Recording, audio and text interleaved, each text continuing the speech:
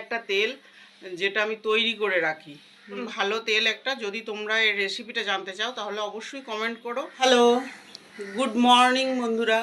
তো সকালবেলায় চলে এসেছি, এখন ঘড়িতে বাজে 10টা। তো আমি ভুলে যাই মাঝে মাঝে কটা বাজে, তো 10টা বাজে। তো সকালবেলায় দেখো এখন টিফিন বসিয়ে দিয়েছি। আর আমি টিফিনে রান্না করতে করতে চুলটা একটু তেল দিয়ে নিলাম। সপ্তাহে অন্তত একদিন চুলটা তেল দিই। তেল দিলে একটু আরাম পাই, এমনি আমি তেল ছাড়া থাকতেও পারি না।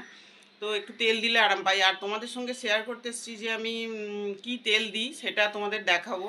তো দেখো, তোমরা দেখতে পাচ্ছ কি না জানি না। এই একটা তেল যেটা আমি তৈরি করে রাখি। তো দেখো তেলটা শেষ হয়ে এসছে। তো এইটা সপ্তাহে একদিন করে অন্তত আমি মাথার মধ্যে দিই।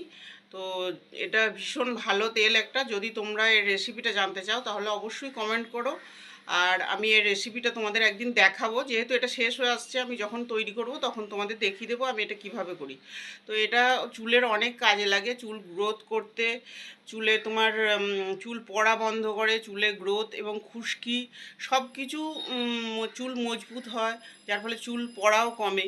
তো যার ফলে এটা খুব ভালো একটা তেল। তো এটা আমি বাড়িতেই তৈরি করে নিই। আর সপ্তাহে সত্যি কথা বলতে কি একদিন অন্তত তেল মাথায় ভালো করে ম্যাসাজ করে দেওয়া উচিত।